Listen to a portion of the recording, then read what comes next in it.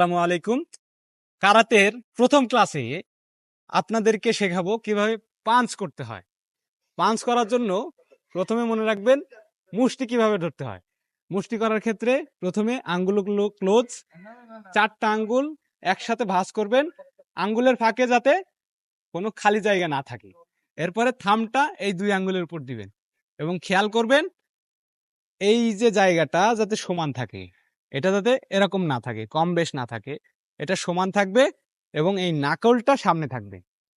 হাতের পাঞ্চের ক্ষেত্রে এটা যাতে এরকম বা এরকম না থাকে।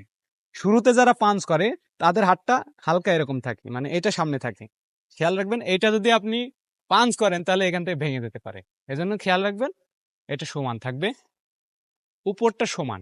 অর্থাৎ এখানে যদি একটা স্কেল ফেলেন তাহলে যাতে সমান বোঝা যায়। সো প্রথমে পাঞ্চ করলাম এবং পাঞ্চের এই সাইডটা কোমরের যে হাড্ডি আছে হাড্ডির উপরে নরম মাসেলের সাথে একদম মাঝখান বরাবর রাখতে হবে। অন্য হাতটা সামনে, সামনের হাত যখন ক্লোজ করব কোমরের হাত তখন বের হবে এবং পাঞ্চ করার সময় কোমর ঘেঁষে যাবে, কোমর ঘেঁষে বের হবে।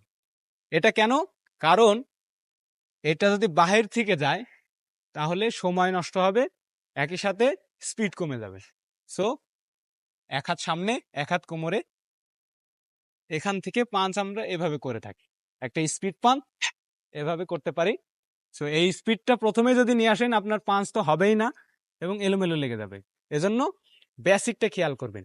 বেসিক হচ্ছে এক হাত সামনে, এখান থেকে 2 কাউন্টে করবেন।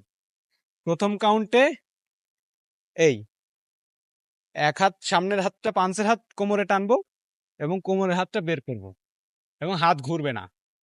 দ্বিতীয় কাউন্টে হাত ঘুরে যাবে, কোমরের হাত উল্টে যাবে।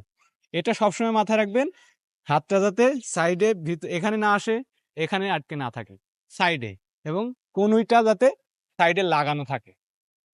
আবার 1 2, এক্ষেত্রে অনেকেই ভুল করে 1 2, অনেকেই এরকম করে 1 2, ঠিক আছে, কিন্তু এটা না। চেষ্টা করব শুধু প্রথম অবস্থায় পাঞ্চের বেসিকটা ঠিক করতে, স্পিড পরে দিব। সো এখান থেকে 1 2, দ্বিতীয় কাউন্টে 2 হাতে টুইস্ট হবে, 1 2 3 4। এভাবে অনেকবার প্র্যাকটিস করার পরে যখন আপনি সাবকনশিয়াস মাইন্ডেও পাঞ্চ করতে পারবেন তখন খেয়াল করবেন 2 কাউন্টে না করে 1 কাউন্টে করা, 1 2। আরেকটা বিষয় বলতে ভুলে গেছি, সেটা হচ্ছে পাঞ্চটা সাইডে হবে না, মাঝখানে। আমার সামনে একজন অপোনেন্ট মনে করছি, তার বুকের মাঝখান এবং আমার এক লাইনে থাকবে এবং দাঁড়ানোর ক্ষেত্রে অবশ্যই আমার শোল্ডারের যে দূরত্ব ওই দূরত্ব নিয়ে দাঁড়াতে হবে। সো এখান থেকে করতেছিলাম 1 2 3 4। এটা যদি রপ্ত হয়ে যায় তখন 1 কাউন্টে করব, 1 2 3 4 5।